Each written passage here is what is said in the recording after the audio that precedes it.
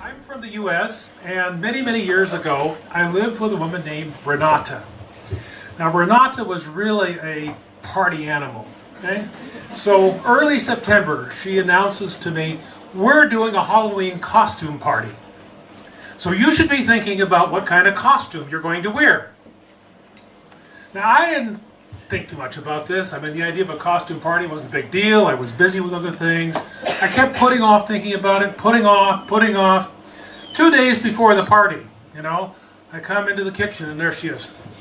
I want to know what costume you're wearing. Well, I didn't want to admit that I hadn't thought about it, right? So I opened my mouth, and guess what came out? I'm going to dress in drag. Now, I don't know who was more shocked at this, her or me. But her eyes got big and her mouth dropped open and she kind of whispered, says, "You're kidding, right?"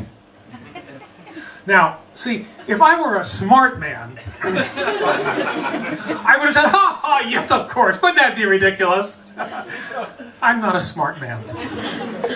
I said, "Well, sure, I think it'll be fun. I'll just rent a wig."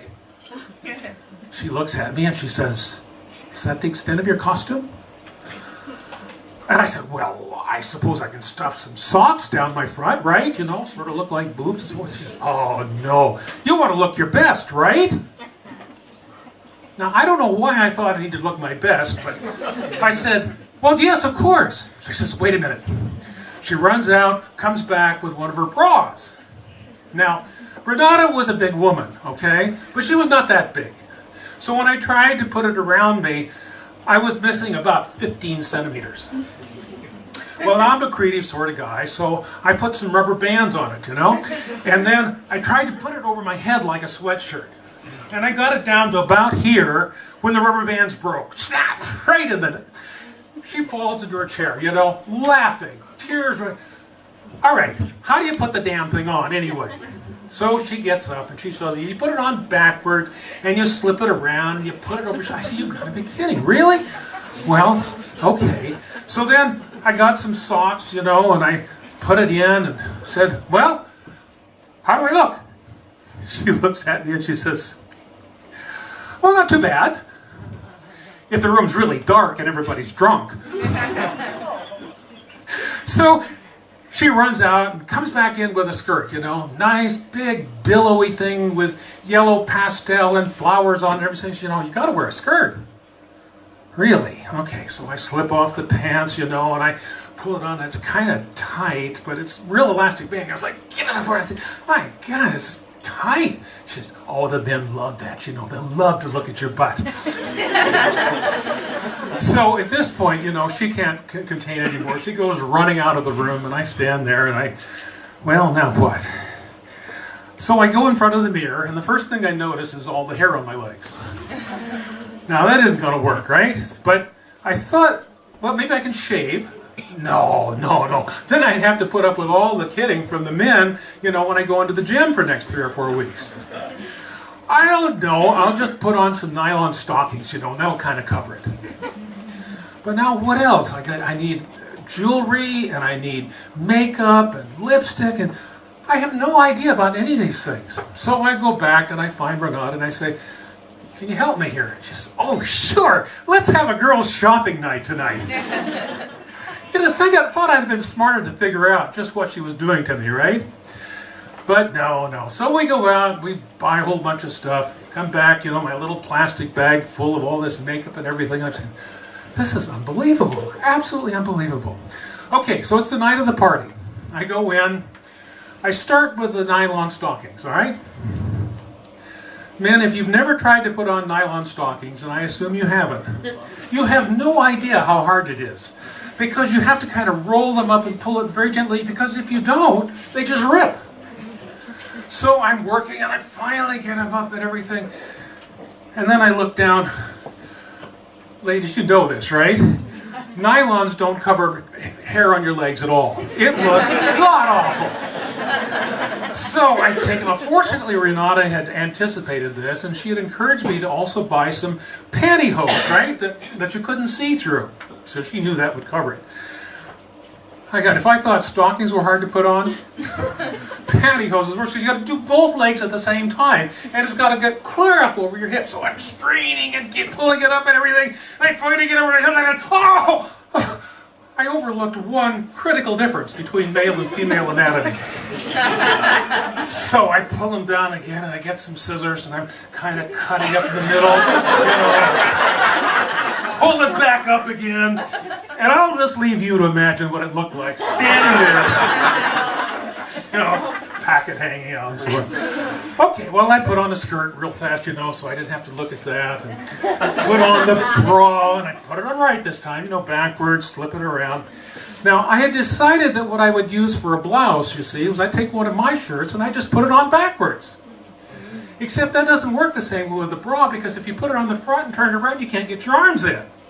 So I'm putting it then over my head backwards, and I practically sprained my shoulders trying to button the darn thing. I don't know how you ladies do it. I really don't. Anyway, I get it on. Get my, the bra on and all of that, and kind of position the socks so I think it looks halfway decent. Now, I walk over and look in the mirror. Now, a smart man at this point would have realized I've come up with the stupidest idea in the universe. But as I said before, I'm not a smart man. Okay, so now I start putting on the... Did I lose the mic? Yeah, don't step on it. You're stepping on the cable. There. I still don't have the mic. Oh well. Can you hear me all right? Yeah. Okay, I'll just talk loud then. So at any rate, now I've started to work with the lipstick, and I'm trying to put it on. It's all over my face, I mean, it looked like I was trying to dress as a clown, right? And then I start putting on the eyeliner, and I get some in my eye. Oh, God, does it burn!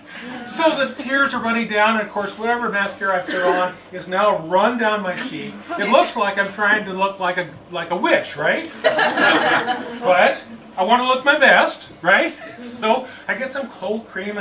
By this point, I can hear the guests are coming here. Renata's hollering at me. When are you going to get down here?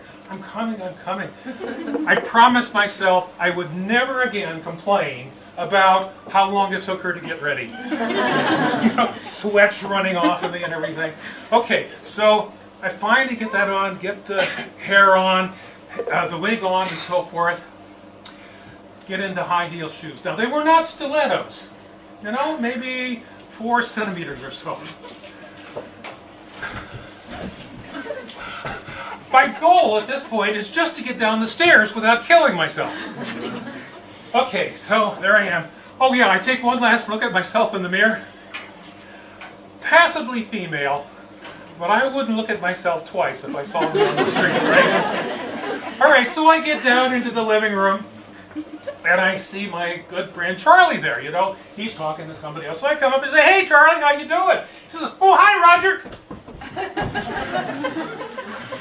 And he bubbles something, I got to refresh my drink. And he disappears. Strange, I thought. Well, I'll go talk to Harold. Same thing with Harold. It's like I'm wearing male repellent. They want to get as far away from me as they can. Whatever it was, though, was a real attraction for the women. They clustered around me and they're touching my hair. "Oh, you look so lovely and very impressive." So I tell them, about my struggles with the makeup and they start giving me tips, And I'm listening intently as though this is things I'm going to need to know for the rest of my life. So, but then I'm talking to one of these ladies, Marge, I think was her name, and behind her was a glass cabinet for china and so forth, but I could see in the glass what was going on behind me. Guess what was going on behind me? The men were standing around, staring at my butt and my socks for boobs. And I'd look around quickly, and now, it was so weird, because part of me was pleased, that my costume was good enough that they were looking at me. Part of me was really annoyed, that they were looking at me that way. And part of me was really a bit embarrassed when I recognized my own behavior. So I got kind of carried away, looked at the end real quickly, and the rubber bands broke. Snap, and everything started to fall down. So the lady, one of the ladies says, "Oh, sweetie, I think you need to go to the bathroom and kind of get things taken care of." Okay, so I go dashing off, and I get the rubber bands fixed, freshen up my lipstick, using the tips that I'd gotten. And I come back and they look at me and say, "Oh, you look so lovely, it's wonderful." I tell them about what I noticed, about what the men were doing. There's nods of recognition from every woman that was there. So now I start getting tips about how to look sexy when you want to, throw one hip out, and shoulder back. So, really need to know this, right? And another one says, now if you don't want to be noticed, see, poor posture, you kind of pull your shoulders forward, don't make eye contact, sit down and double cross your legs, with the ankle, turn to the side. But with all of this, it was like I had been made an honorary woman for the evening. And they let me be part of the women's world. And there was just this wonderful, non-competitive kind of conversation and supportive listening. It was absolutely one of the most amazing evenings of my life. It gave me a new perspective on what life is like for all of you women, and gave me a much stronger appreciation for the women who were willing to be part of my life. Like I said, it was a wonderful evening. However, I've never been tempted to dress and drag again. Thanks very much.